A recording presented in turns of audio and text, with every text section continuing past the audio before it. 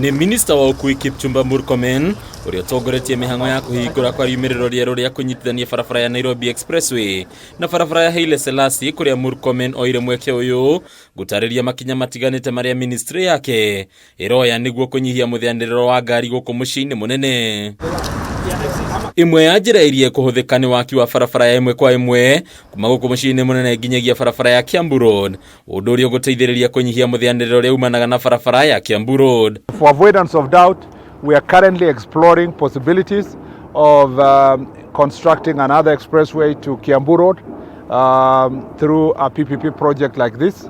We hope that the feasibility studies will be completed soon, and we hope that investors will be willing to do so. Nige Minista uyu niaheanite kiraniro gia gucokereria kwa uthondeki wa raini cia BRT barabara-ini ya Thika Super Highway, undu uria warugamire kumana na mwene kandarathi kwaga kurihwo mbeca ciake iria ciarugamire ciringi bilioni 3. I have announced and I want to repeat that to the country that we have about 150 billion pending bills for all our roads sector.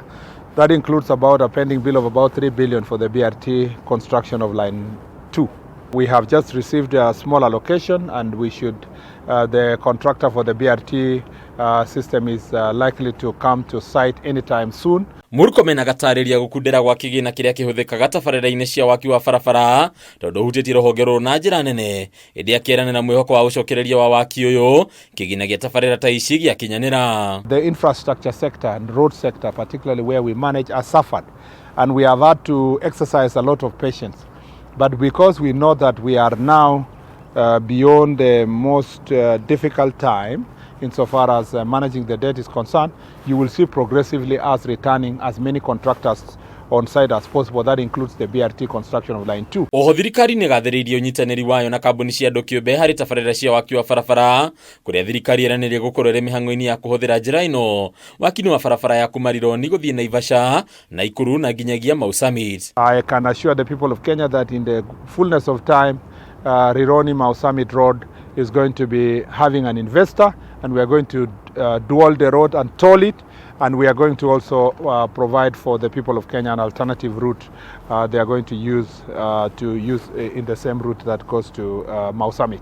Ũhũthĩri wa mũbango ũyũ wa kũnyitanĩra gatagatĩ ka thirikari na andũ kĩũmbe ũkahũrĩrwo ndebe ta njĩra gũteithĩrĩria bũrũri wa Kenya gwĩthemana na mathirĩ ma goro kuma nja ya bũrũri, makĩria rĩrĩ ngombo cia bũrũri ciĩhĩrĩirie. Barabara hii mnajua kwamba ni ya mwekezaji kwa miaka 30.